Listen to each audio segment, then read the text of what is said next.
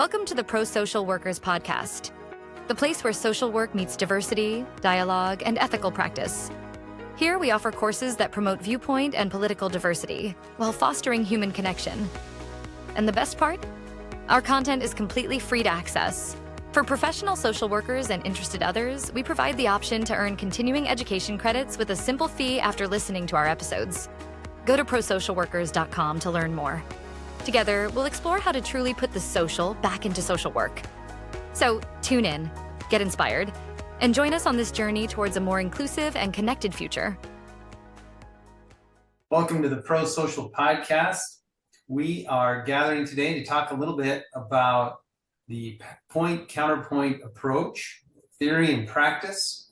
And my name is Matt Watson. I am the Executive Director of ProSocial Workers. We're an organization dedicated to promoting viewpoint and political diversity in social work practice. I've been a licensed clinical social worker in 5 states and have been practicing for about 30 years. And we are eager to visit and talk a little bit about this approach. I'll invite my guests to introduce themselves. Xander, you want to go first? Absolutely. Thank you very much, Matt. Hello, everybody. I'm Xander Kegg, licensed clinical social worker. I've been licensed over the course of several years in 6 states. All right. Go for it, Nafis.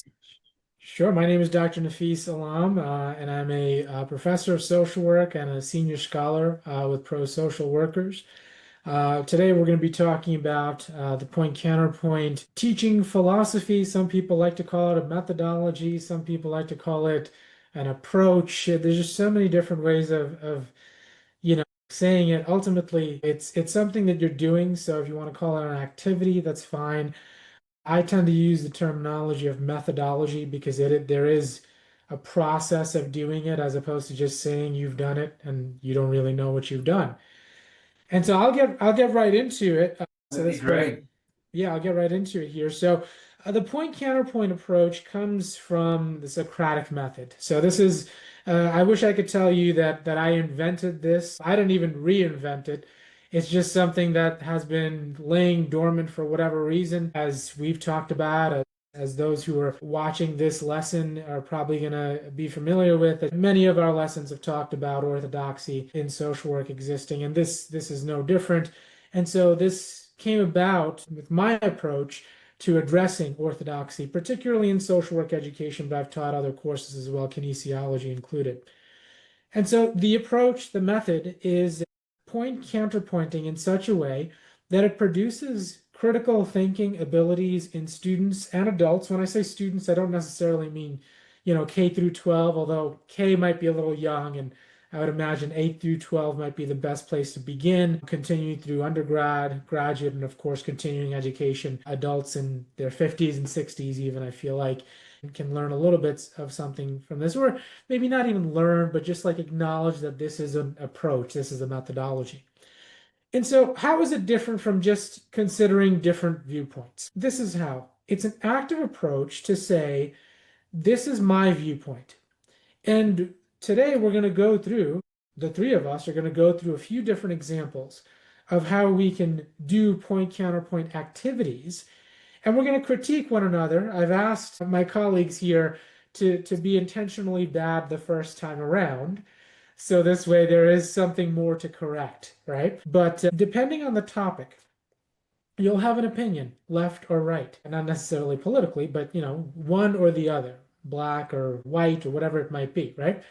And so whatever your point of view is, point counterpointing is not you've made your point and someone else is going to counterpoint you. That turns into a debate. And this methodology that I've worked on developing is intentionally not that. What it is that you've made a great point. Now you're going to counterpoint yourself in a classroom environment. In some case, in-person class, obviously not possible to do online, but you're going to do that yourself. You're going to come up with counter arguments and counterpoints yourself. I think all too often, digging into the theoretical framework here, which I don't want to bore folks with, but the article should be published soon. The theoretical framework is that all too often, critical thinking has allowed us to go even further into our echo chambers and say, well, this is my point of view. Else will have their point of view and they can argue with me about it. I don't really need to think critically about opposing viewpoints because once I get to class, once I get to wherever conference room, wherever you're at, someone else will counterpoint me. So I don't even have that robs us of the ability to think critically within ourselves. This is very intentional in that we're doing it within ourselves. And so again, what it is not is I've made a point, now you make a counterpoint. That's just a debate. There's no need to write an article. Nothing innovative about that. Point counterpointing is an isolated exercise.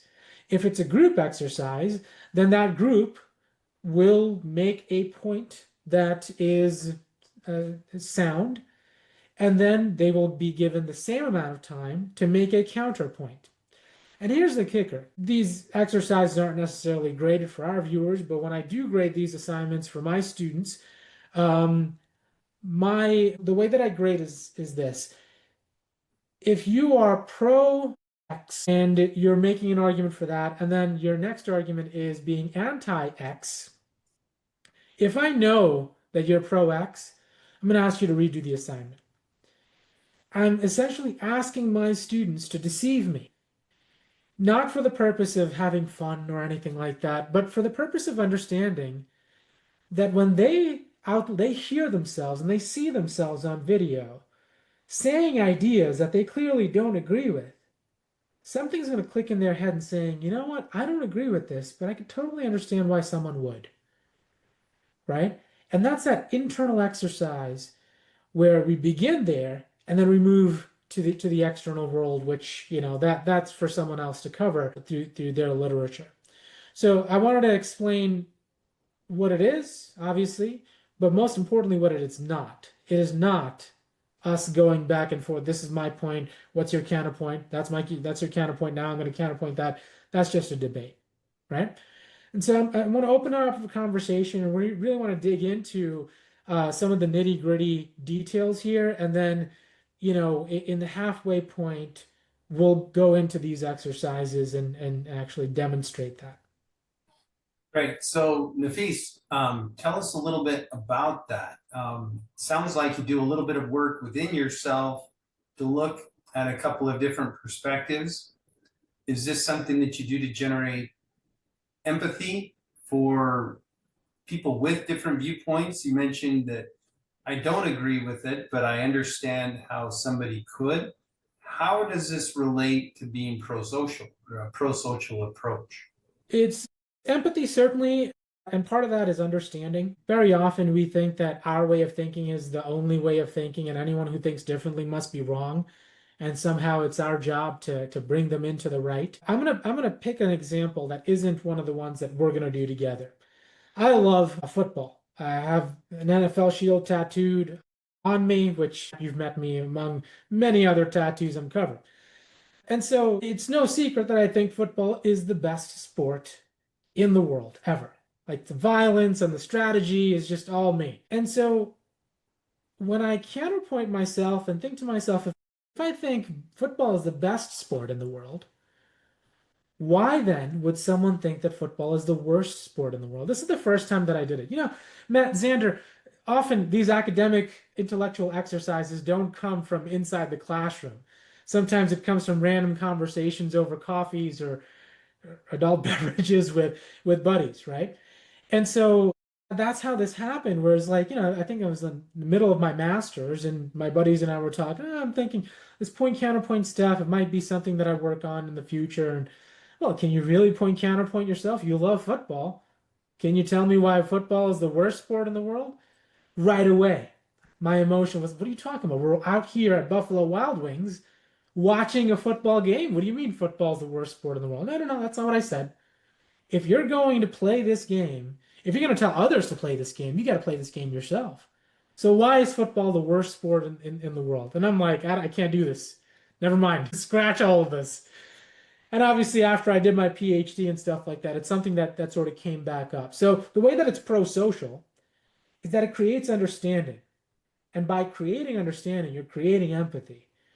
Understanding, however, does not mean agreement. Obviously, I will never think that football is even the second best sport in the world, right? But I understand why football might actually be the worst sport in the world. And so, simpler exercise will dig into much more sensitive topics in about 40 minutes or so, or 30 minutes or so. But that's where the ball gets rolling. Great. That's excellent.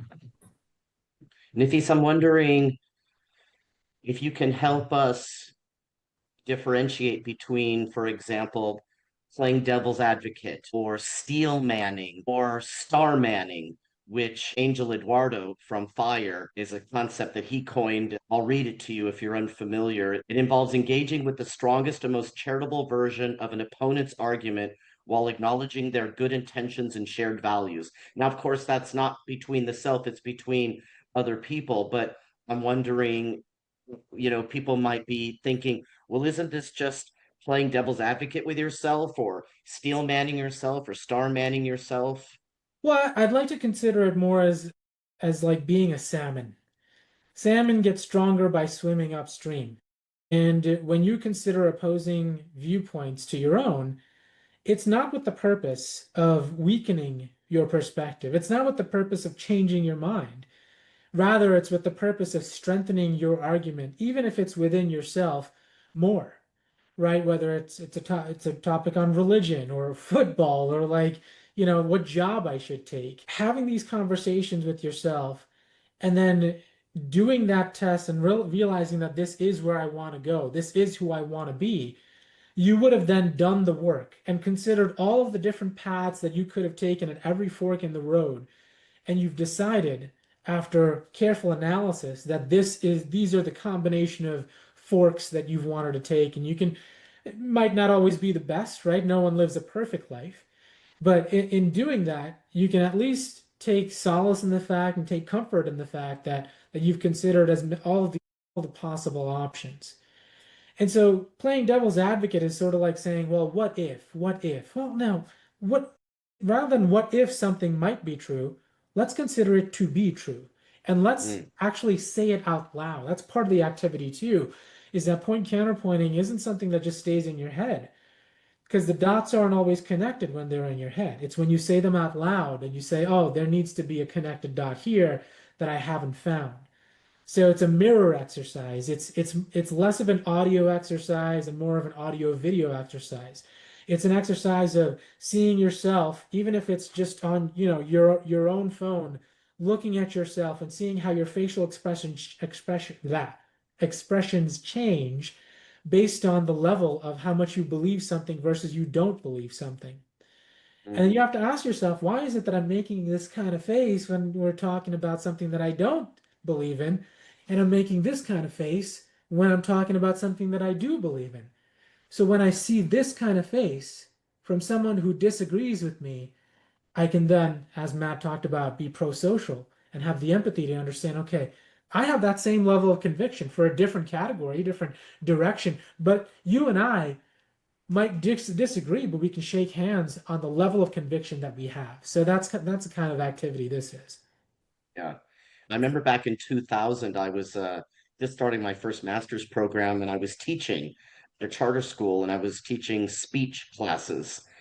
And because that was my major in college was speech. And I wanted to do something different. And so I assigned um, a persuasive speech and I put up 5 topics on the board, very controversial topics. And I said, tomorrow I want you to hand in which topic you picked and like whether you're going to argue pro or con, whether you're going to persuade us for or against. And so everybody turned in, and then I made an announcement to the whole classroom that their job was actually going to be to do a persuasive speech and the complete opposite. They were going to argue for the complete opposite of what they had said they were going to argue for, because I thought that would be an interesting exercise in understanding why somebody might have the opposite views of you. They weren't very happy about it, but it turned out to be a really fun project. I think I had read some book There was like a series of little books that were like the pro and con of each topic. Every 4 years, I get a book in the mail that says, here are the amendments, at least when I was in California, here are the amendments that are on the ballot, and here's the pro and the con, right? So, these ideas are not unfamiliar to us, right, in our politics and in other things, but actually going through that exercise, especially with young people, these were maybe sophomores in high school, and getting them to really think about, like, what's the complete opposite argument and Yeah. deliver it persuasively. Yeah. It's a rediscovery, really. Again, I wish I could take credit for this, but it's such a simple idea and it's been around for centuries. We just tend to forget it every couple of decades or so. So, me and others, it's not just me, we're trying to bring it back of just like true critical thinking. Not the kind of critical thinking where you have your thought and someone else has their thought, and the critical thinking happens in that space, but not within each individual. Here, each individual is responsible for their own critical thought. Well, it makes me think about, I read something recently where they said their biggest criticism of bridge building work, like civic bridge building work, is that the expectation is that the goal is to find common ground. And they're like, that's not always possible. That shouldn't always be the goal, right? But we might come to some realization of how to move forward on a service or a project or a product just based on understanding what's motivating these differences in ideas or opinions. Common ground often means unstable footing.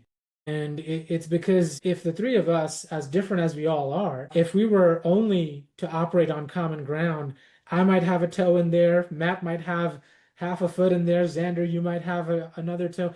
Like, that's not a stable base.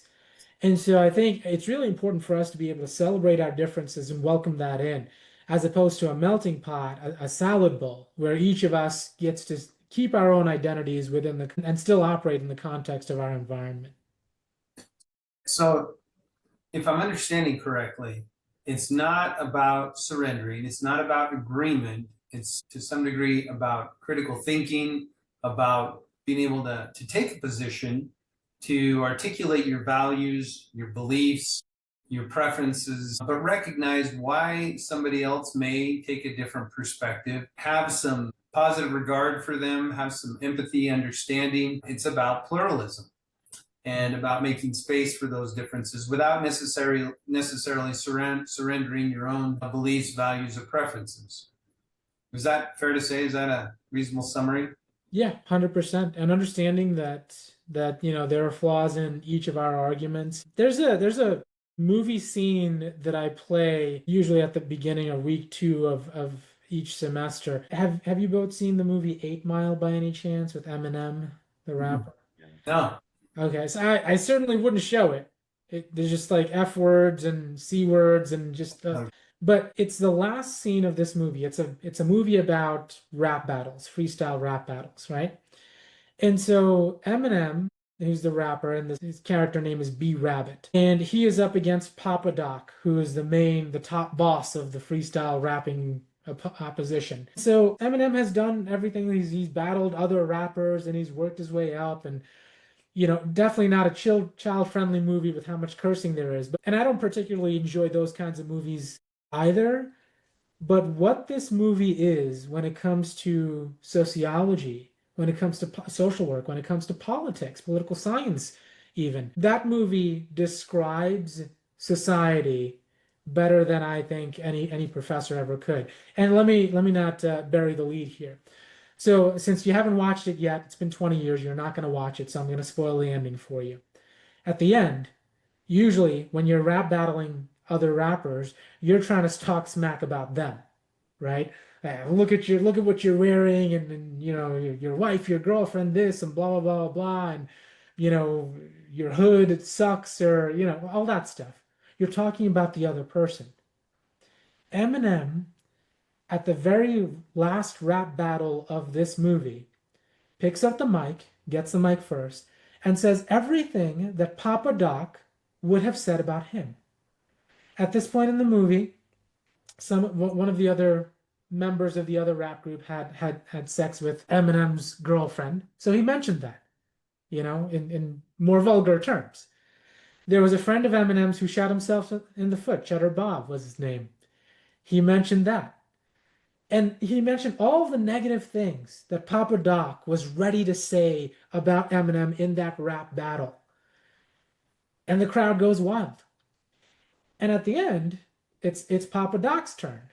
So Eminem takes the mic, B Rabbit takes the mic, gives it to Papa Doc. Papa Doc picks up the mic. I told you this was the last rap battle of the movie, right? It's because Papa Doc had nothing to say. It was the end. And so it's powerful because when you realize that there are flaws in your own arguments, there are flaws in your own life, and you lean into that, and you mention it, and you're clear, you're transparent, you're accountable to that, no one else can use that against you, right? And so you asked if this is something that, this is not about surrendering. I think it's the opposite. I think it's about sharpening. I think just as B Rabbit in that movie 8 Mile became a sharper rapper by knowing what his opponent would say about him, our students too, and we as teachers of these courses, we too can become stronger because we're not surrendering our principles. We're considering what others might have to say that would be contrary to our principles, and we're ready. So in a micro way, we're sharpening ourselves, we're sharpening our beliefs, we're enhancing our confidence and our strength and resilience about the path or the course that we choose to pursue. In a broader way, in a social way, we're connecting with other people because we're understanding them as well. And I think that's a great definition of to some degree, of social work. Working to understand somebody else's perspective that's beyond our own. So I get it. That's pretty good. Yeah. So if it's all right with you, we'll get right into these exercises. There's a few of them. We'll start kind of chill here, where it's not much of a particularly sensitive topic. And that topic is pineapple on pizza. And so the point counterpoint activity that I have my students do is that for 25 seconds, and don't tell me what you believe in yet, right? I intentionally, for those watching, I don't know where Matt and Xander fall on, well, I might know separately, but I don't know where they stand specifically on pineapple on pizza. I don't want to know right now. So for 25 seconds, each of us will make an argument pro pineapple on pizza. And then for 25 seconds after that, we'll take a little pause. And then for another 25 seconds, we will be against pineapple on pizza. Now, it's not going to be me, Matt, Xander, right? And then, doing it all over again, where it's like we do the pro side first together and then the con side first. That's not how we're going to do it. So it's going to be in the moment. We're not going to have an opportunity to sort of, think a little bit. Okay, so that was my pro argument. What do I think my anti argument is going to be? And again, for those watching, I've asked my colleagues to be intentionally bad at this. So we're gonna figure out what we all think of pineapple on pizza pretty easily. But for demonstration purposes, we want to be bad at this first, so this way we can demonstrate what being good at it looks like. Matt, do you want to get started? And I'll open a timer here too. And once your time is up, I'll just give you. I'll let you know, obviously. So do I go both sides at okay, simultaneously? Yep. So no, not simultaneously. So 25 seconds one side, and then pause for 5 seconds, 25 seconds the other side. All right. So you're timing me, right? I'm timing. Okay. All right. Pineapple belongs on pizza because it's sweet as well as savory. And so it blends, it kind of creates a little bit of a harmony. It activates different parts of your taste buds, your taste sensors, so it gives a more complete experience in your enjoying pizza, and it just tastes good. All right, time. Okay, very good. All right, next one. Pineapple does not belong on pizza It's disgusting. It just, it's a fruit. Who puts fruit on pizza unless you're trying to make a cookie? I've heard of that kind of pizza, but when it goes with like other meats and stuff like that, I mean, come on. Who in the world would think that's a great idea? It's just disgusting. It has no part. It should not be. I don't know. All right. Okay. So do we know if Matt is pro pineapple on pizza? I think he did a good job, as opposed to a bad job. We were hoping he'd do a worse job. Xander, what do you think? Do you think Matt is pro pineapple on pizza or against it? I'm going to say against. I guess I'll say pro then.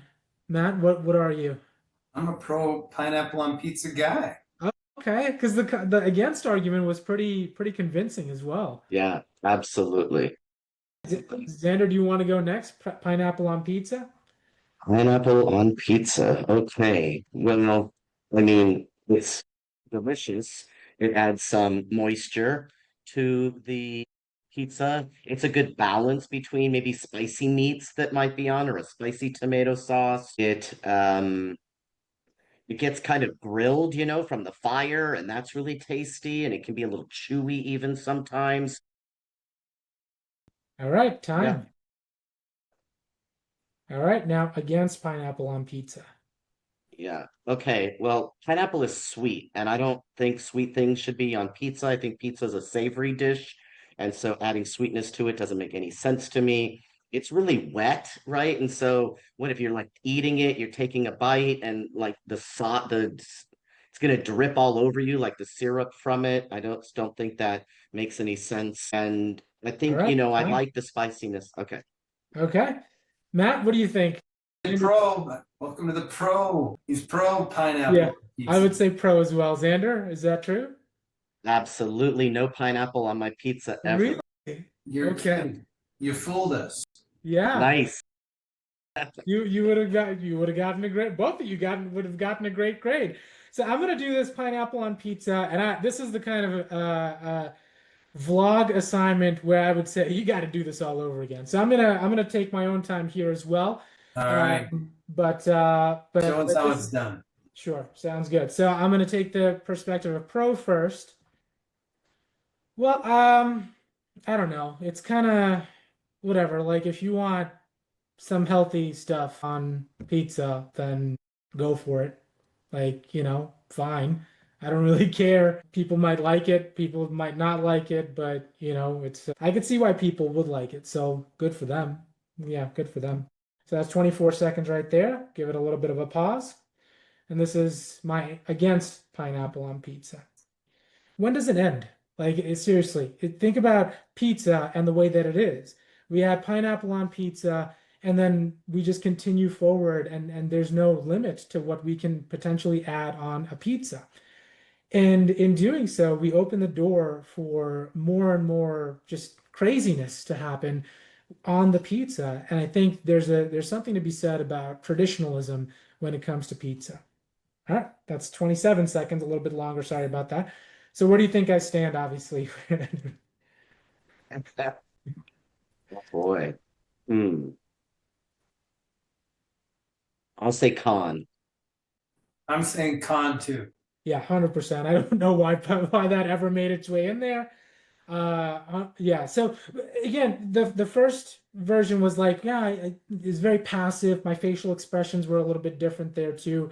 So that would be something that I would ask my students to adjust in the way that you both have done it, where the facial expressions didn't change much, and you could have fooled anyone as far as like whether you're pro or con. Any questions before we go into the next example? So when you were grading this, what we're trying to do is give equal weight to both, not necessarily disparaging one or the other. And I think you mentioned before that when you were grading that you would give, if you can't tell, if it wasn't obvious, that's where you give the better grade. Is that right? Yeah. Yeah. Okay. And students, like they can have an opportunity to retry because it's not a punitive measure, it's a learning measure, right? So if I just give them a bad grade and that's the end of it, they haven't learned. Okay. So giving, that bad grade, what can you do better? And you have a week or two to do it.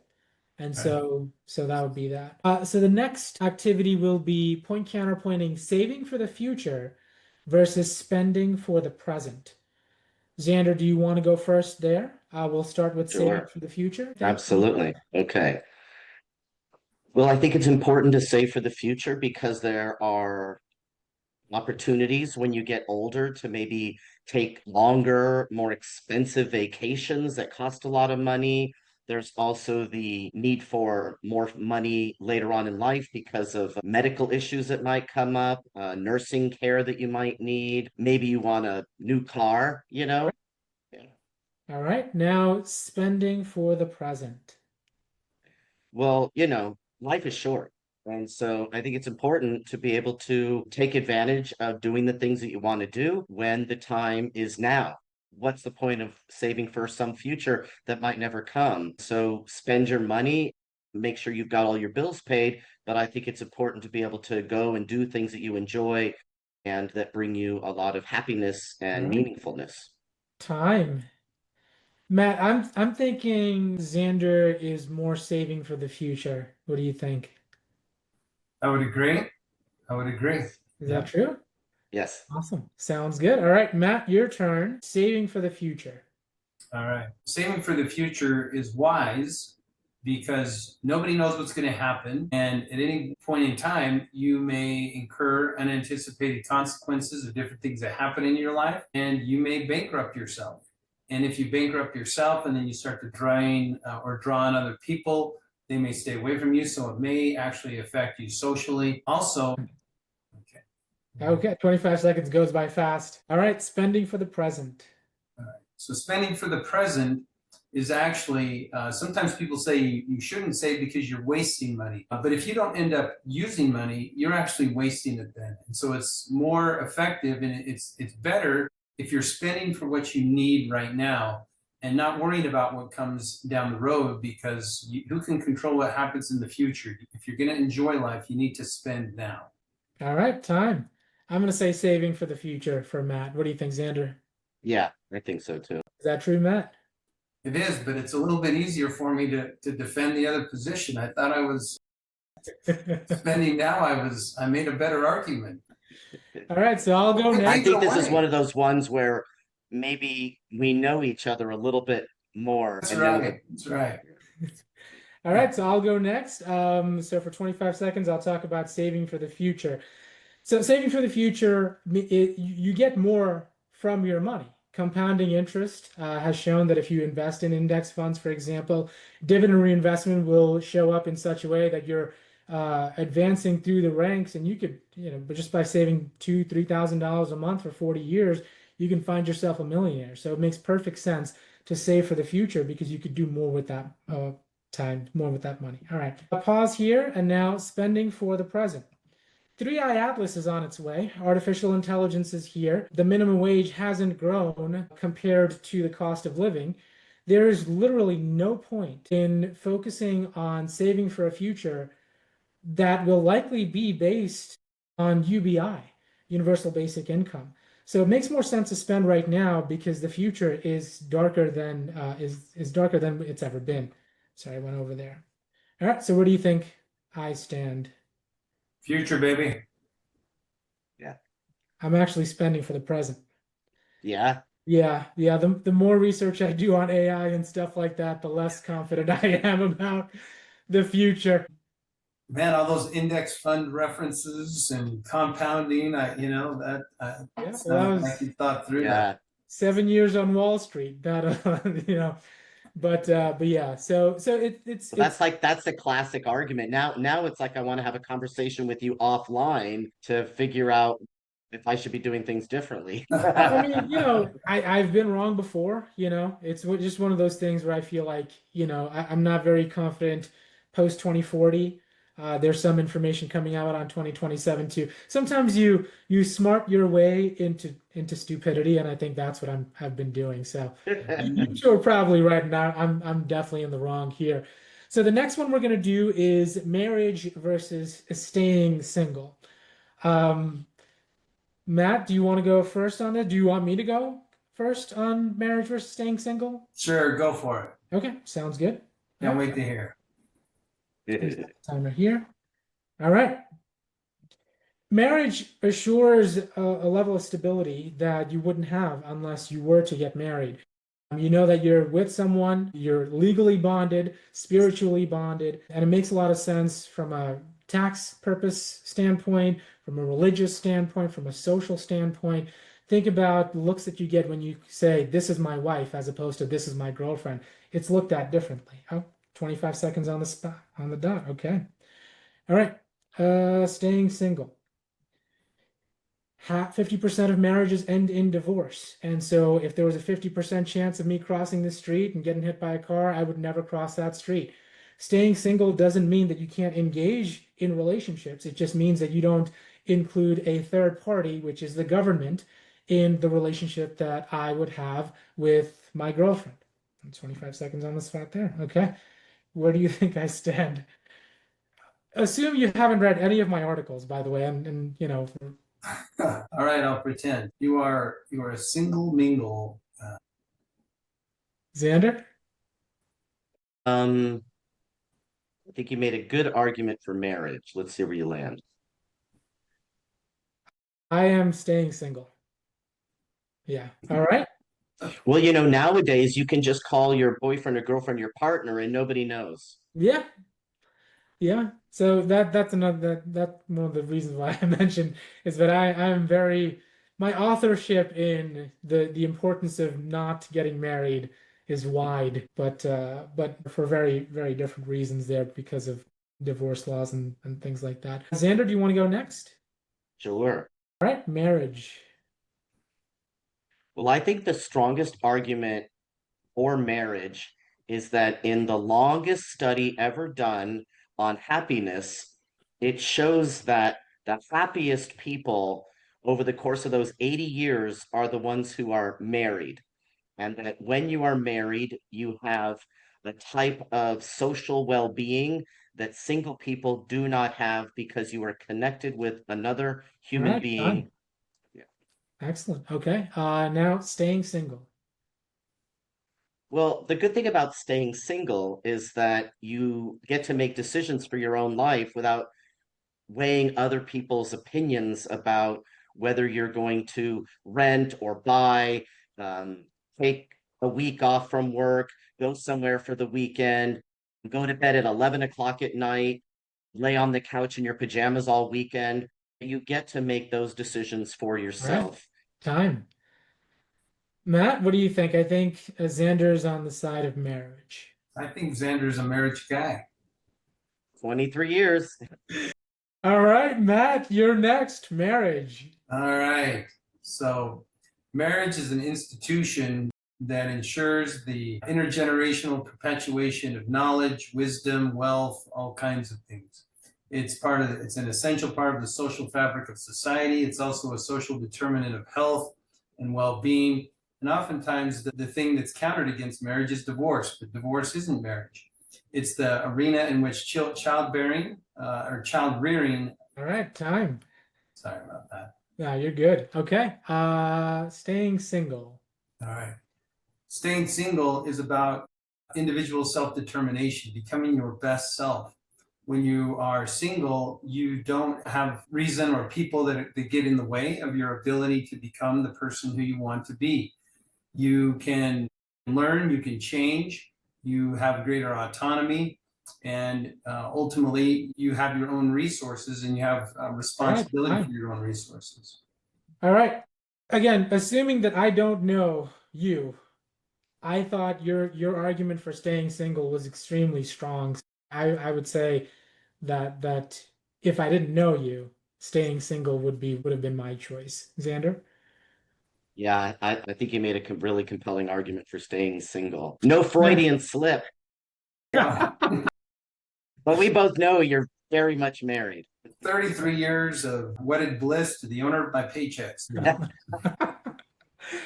Okay, all right. So moving on, I hope we can continue having fun with some of these more sensitive topics because humor is a part of learning, right? And for our watchers and our listeners, please do understand that we're point counterpointing. And as we get into these more sensitive topics like Black Lives Matter, All Lives Matter, pro-choice, pro-life, LGBTQ, liberal versus conservative. This is an opportunity for us to show these different spaces different abilities that we have. For the remainder of these exercises, however, we won't ask each other where we actually stand. And I think, these other areas, the pineapple on pizza, saving for the future, spending for the present, marriage versus staying single, these are topics that we're fairly comfortable, it would appear, talking about. But when it comes to more sensitive topics like BLM, pro-choice, pro-life, LGBTQ stuff, liberal, conservative, many times we're somewhere in the middle, and that might be the case with some of these other exercises too. And so we'll each go in the same kind of way, 25 seconds each, and we won't try to guess, or we won't try to even say that this is where we actually are. And we'll let our students try to figure out where we actually stand. So we'll continue with BLM versus ALM. Matt, do you want to start with that? So BLM first. Very good. So Black Lives Matter is an important movement because it represents a group of people who have historically been oppressed systemically within the United States, those who haven't always had the same rights. And it's a special group of people who need recognition, protections, and so forth. It's important for those who have been. Okay, all lives matter. All right. It's important that we take an all lives matter approach because we don't want to differentiate or separate people by their group identity. For some people, racial identity is not their primary source of identity. It's not the thing that defines them in their own eyes. And so separating people by groups is shown to be quite divisive and creates antagonism towards different groups. All right, time. Xander, BLM first. Okay. Well, I think it's obvious that Black Lives Matter, that Black people, whether in this country or any other country, are people who are worth dignity and respect and should have every opportunity as everybody else to participate in society, whether that's civic issues or social issues or recreational issues. And there should be no barriers. Awesome. All lives matter. Well, all lives matter because we're human beings and human beings matter, right? The human life matters. And so I think it's important that we don't focus on the race or the ethnicity of an individual, but we just focus on the person. We treat all people with respect and dignity and worth. All right. Time. There we go. Reset. Sorry about that. All right. So I'll take BLM first and then ALM. When people hear Black Lives Matter, all too often they think that we're saying Black Lives Matter only when we're trying to say Black Lives Matter also. Black lives have been historically marginalized, and to say that Black Lives Matter is not saying that Black lives are the only lives that matter, rather saying that Black lives haven't mattered for so long it's time that they do. Okay. I'll do All Lives Matter now. All lives matter is very obvious. When, in contradiction to Black Lives Matter, all lives means every life. And so there's no opportunity for all lives matter to be misunderstood to be something that it's not. Whereas with BLM, there needs to be a clarification that it's not all Black Lives Matter only. When we say all lives matter, it's very clear that what we're saying is all lives matter, and that actually includes Black lives as well. All right. Any thoughts on this topic without saying where we actually stand? How are we feeling right now with these exercises?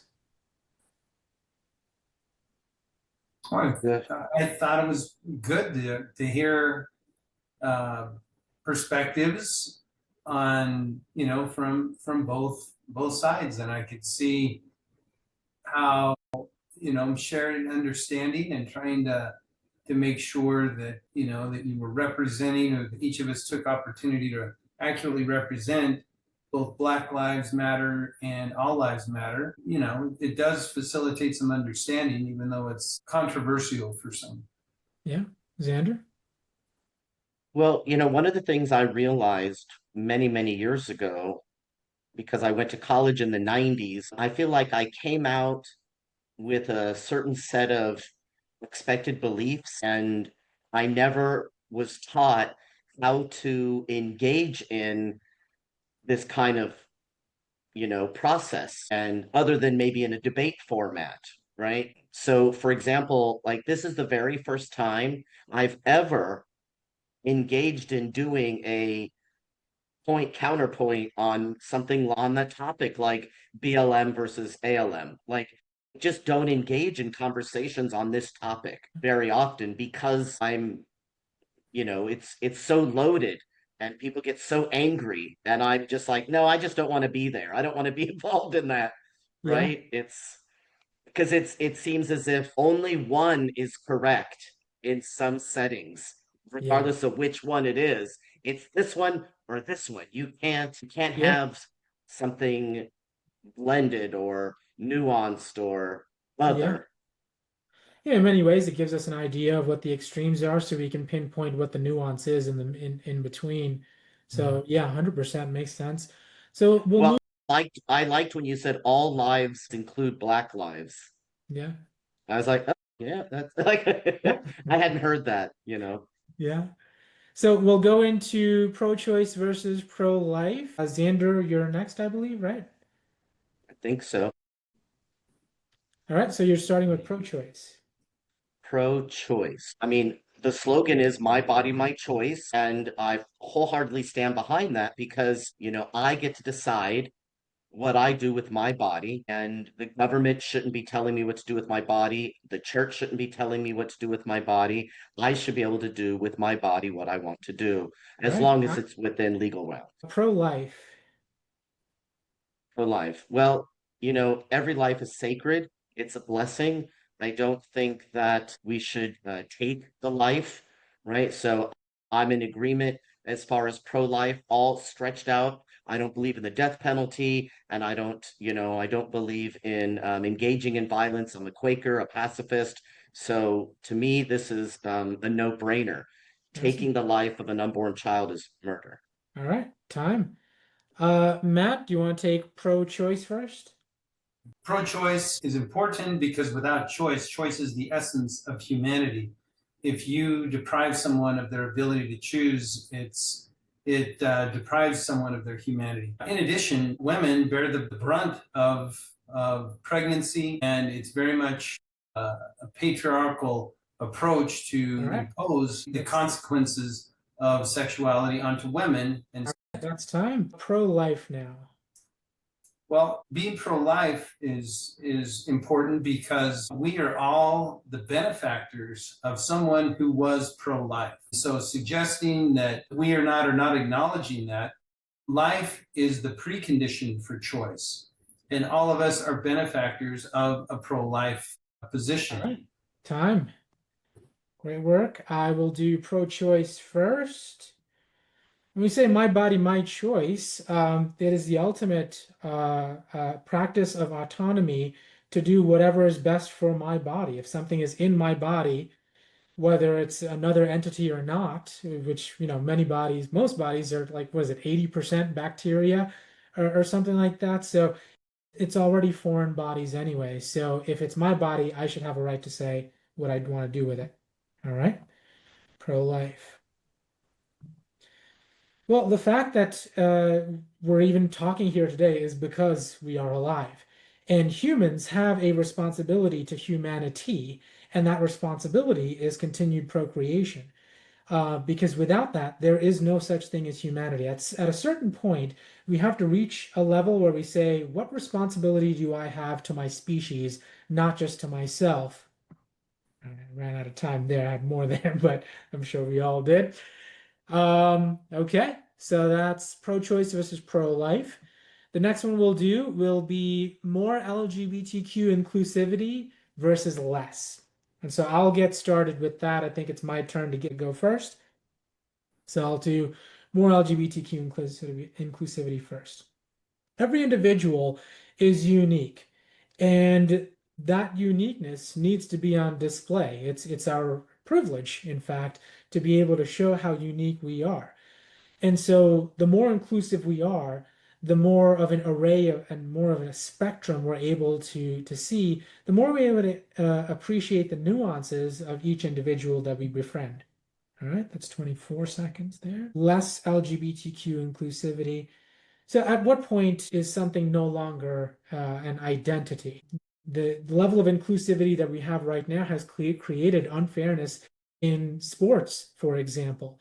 And so inclusivity in one direction might be exclusivity in another. And we need to be mindful of that. And that could be one of the reasons why it being less would be good. There we go. 24.59 seconds. Okay. Xander, do you want to go next on more LGBTQ inclusivity versus less? So more first. Okay.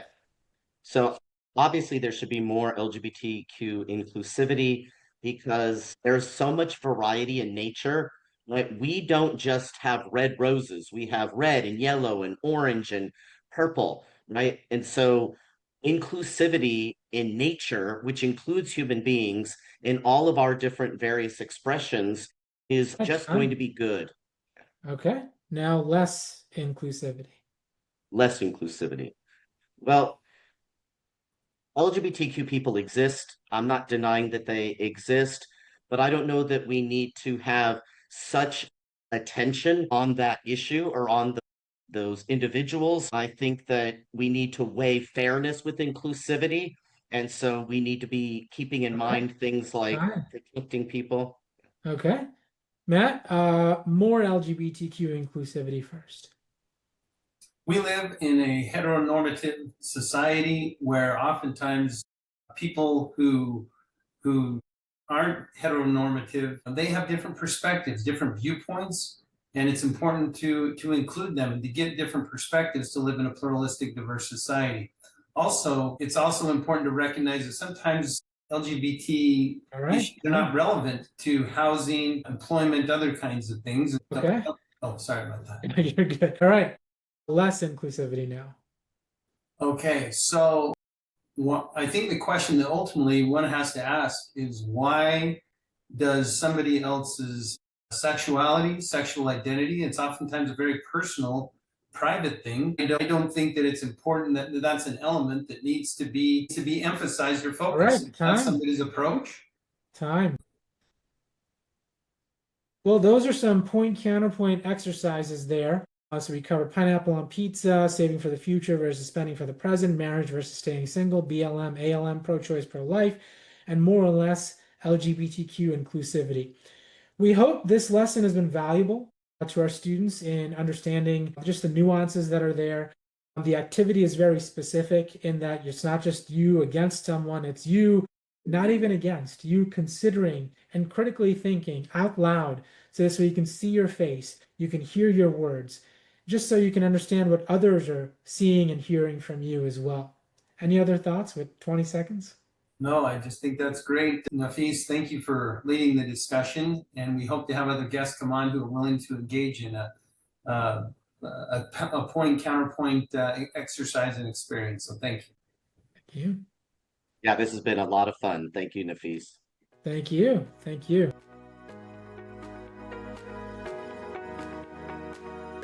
Thank you for joining us on this episode of the ProSocial Workers Podcast. We're grateful to our guests for sharing their insights, and to you, our listeners, for being part of this journey. If you'd like to earn continuing education credits, don't forget to visit our website at prosocialworkers.com, where you can register, pay a fee, complete a course evaluation, and take a quick quiz. We look forward to having you with us next time as we continue to explore how we can put the social back into social work.